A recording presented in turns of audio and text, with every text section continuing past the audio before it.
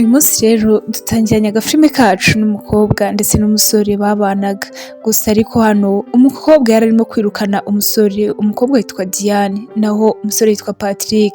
Gusa Patrick yakomeje gusaba imbabazi aramubwira ati sheri mbabarira winjugunya hanze cyangwa se winsohora, gusa ubwo yari arimo kubikora ibyo byose asohora ibikapu bye ndetse yanze kumva umusore ubwo yari arimo kumusaba imbabazi, yagiye kubona abona mu gikapu yari ajugunye bwa nyuma kivuyemo amadolari menshi cyane. Arangije aramubaza ati none se ibi ngibi ni ibiki?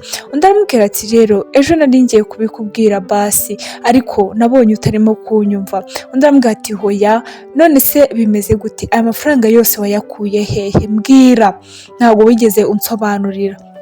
Arangije umusore rero uko akomeza kubazwa ibyo bibazo byose by'aho yakuye amafaranga, ahangaha umukobwa yarapfukamye aravuga ati mana yanjye mbega amadolari menshi cyane we, ati mbega amafaranga menshi, aya mafaranga yose wari uyicaranye mu nzu? Undi aramubwira ati rwose ibi byose nabikoraga ku bwanjye nawe, atari ko ntabwo wigeze ushaka yuko mbigusobanurira, umunsi w'ejo rero barakwereka uko byagenze. Ahangaha umukobwa yarinjiye avuye mu kazi, akihagera umusore yamwakiriye n'ubwuzu ndetse arimo no kumubwira ati sheri ati hari ikintu nshaka kumukubwira. Hano Diane ntabwo yatindikanyije, yahise amubwira ati hoya wikomeza kumbwira ibyo ngibyo, ahangaha rwose njyewe ndashonje kandi urabizi yuko nta kazi ugira, nta kindi kintu uba ugomba gukora, ugomba gukora imirimo yose yo mu rugo. Undi aramubwira ati yego sheri ibyo ngibyo ndabyumva, ati basi ariko mbere yuko njya kukuzanira ibyo kurya reka mbanze nkubwire inkuru nziza nkufitiye. Hano rero umusore yakomeje kubwira nyine umukobwa ati reka mbanze nkubwire inkuru nziza nkufitiye. Umukobwa akajya amubwira ati ariko se waba urimo kubyumva yuko nshonje? Ati ariko urabizi ndi kumva ndimo ndanahumura nabi, ati rwose reka nze nkuremo n'iyi myenda hanyuma ugende uyifure kandi uyikeshe uyitunganye neza.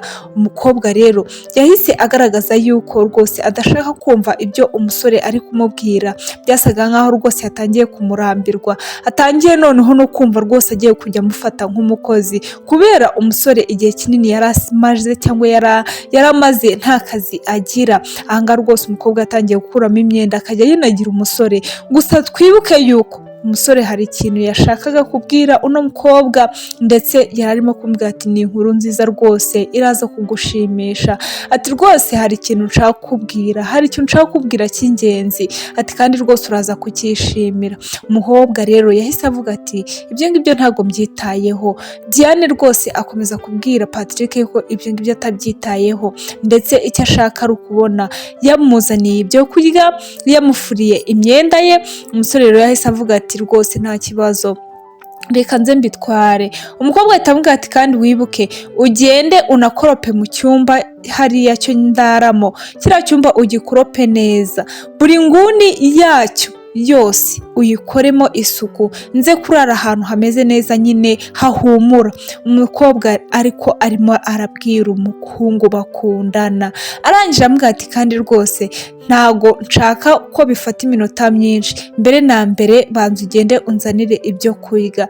Umusore yaravuze ati yego rwose ndaje mbikuzanire sheri, ati ndaje ndabikora byose, atari ko wibuke yuko hari ikintu nshaka kukubwira. Umusore yaramaze igihe kinini cyane ari mu bushomeri, bigeze naho umukobwa atangiye kujya amubona nkaho nyine ari umuntu wabuze icyo akora, ndetse icyo agomba gukora ari ukwirirwa amukoresha imirimo yo mu rugo, amucunaguza amucisha hirya no hino. Umukobwa yatangiye kureba mu isakoshi areba amafaranga aba yakoreye, areba ukuntu ari menshi.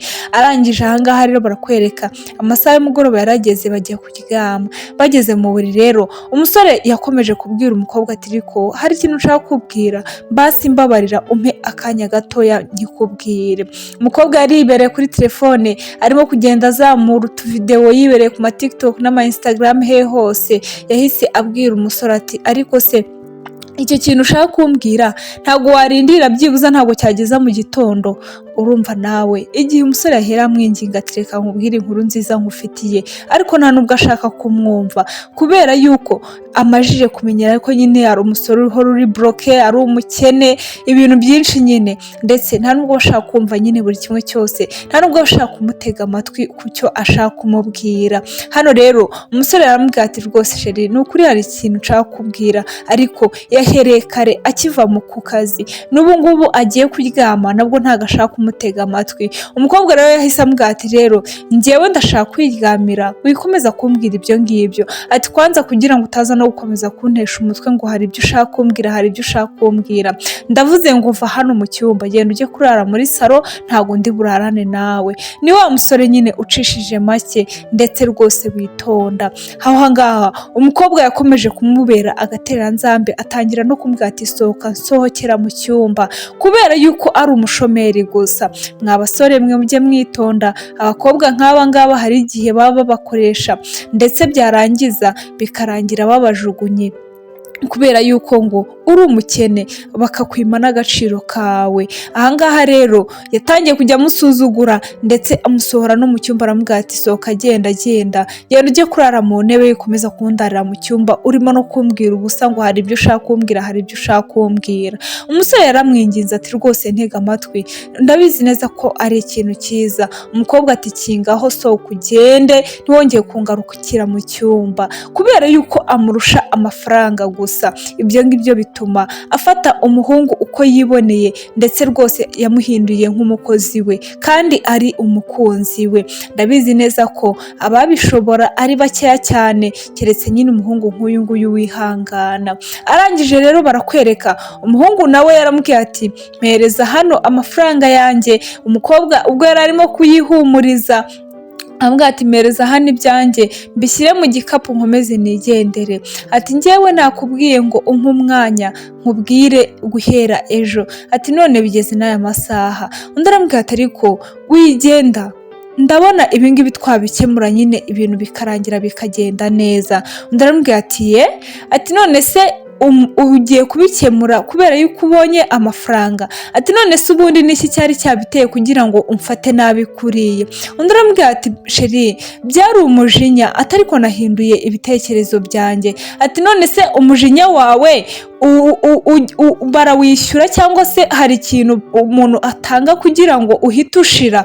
Ati mbese kubera ko ubonye amafaranga umujinya wawe urarangiye? Hano rero barakwereka ati se ubundi urabyibagiwe? Undi aramubwira ati se nibagiwe iki sheri? Ati bongera kutwereka rero mu gitondo ubwo ibingibi byose byatangiraga byo kumusohora. Noneho umukobwa yasohotse mu cyumba ubwo yari abyutse amajije kuza azanye n'imyenda y'umusore yose yabisohoye mu cyumba. Muri make yari yamwirukanye nyine mu cyumba cye. Arangije rero ntabwo byagarukiye ahangaha, yahise aza aramubwira ati rero nabonye rwose uri umuzigo kuri njyewe. Undi aramubwira ati ariko sheri ndagukunda babe, ndagukunda cyane. Arangije aramubwira ati ceceka aho ngaho wikomeza kumbwira ubusa, ndetse ari nako amukubita n'inshyi nyinshi cyane. Ati funga umunwa njyewe ntabwo nkeneye kumva ibyo ngibyo ngo urankunda. Ati urabona, ati wagira ngo ntabwo wuzuye, wagira ngo nta nubwo ubona. Ati se nta nubwo ubona yuko ntakigukunda? Nta nubwo ubona njyewe nakomeje ubuzima nsigaye nikundanira n'abandi nkuca inyuma? Cyangwa se nimba bisobanutse neza ntabwo nkigukunda, njyewe ntabwo nkigukunda pe. Umusore aramubwira ati ariko be ibingibi byose twabishyira ku murongo. Undi aramubwira ati hoya njyewe nta kintu na kimwe cyawe nkeneye kongera kumva ndetse nta n'icyo nkeneye gutega amatwi kivuye kuri wowe.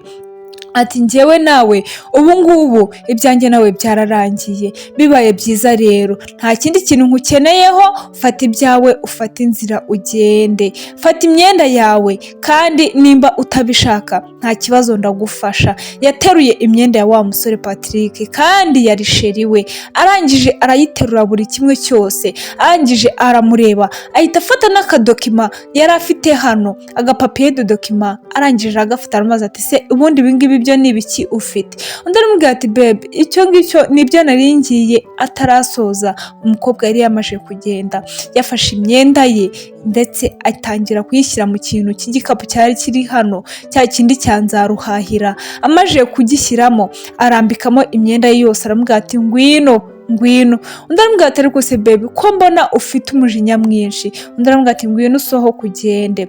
Ahangaha rero umusore yari akomeje kumubwira ati se umujinya wawe iyo ubonye ibyo iby'agaciro cyangwa se iyo ubonye amafaranga uhita ushira. Undi aramubwira ati ariko rwose mbabarira, rwose twakongera tukabihindura cyangwa se twakongera tukibanira neza. Undi aramubwira ati hoya, ibyo ngibyo ntabwo bishoboka, wanyirukanye ubyibuke neza, wansohoye mu nzu, wafashe ibyanjye byose unjugunya hanze. Ati rero ndi kumva rwose nta kindi kintu njye nawe twakongera guhuriraho. Ati kandi rwose wakoze cyane no kuba unyiyoretse bwa nyuma. Ati kubera ko ubu ngubu basi ndashima Imana yuko ibi byose ubikoze nabonye akazi, hari kampani nasinyiye ni nayo yampaye ari amafaranga yose kugira ngo bampe ntangire ubuzima. Ati rwose ubu ngubu ndagiye noneho reka njye gushaka ubundi buzima. Yasabye imbabazi rero biranga, umusore ahitamo kwigendera. Ntabwo yari kubana n'umuntu umukundira yuko hari icyo yamubonyeho cyangwa se hari icyo yabonye yagezeho. Umusore yahise yigendera, Diane nawe akomeza gusaba imbabazi, ariko byari amatakira ngo umusore nta kintu na kimwe yigeze yumva. Ni nuko agafilime kacu karangiye rero, turabakunda cyane, mukomeze mukore subscribe.